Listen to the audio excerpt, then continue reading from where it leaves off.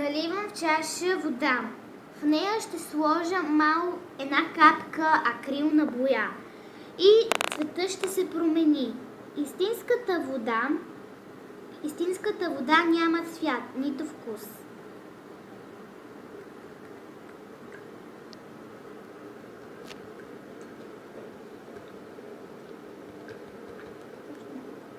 Ето още малко.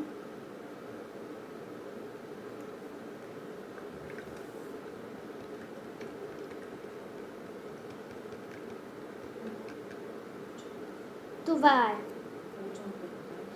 Водата може да разтваря неща. И както виждате, сега разтворихме боя в тази вода. Това беше моят проект.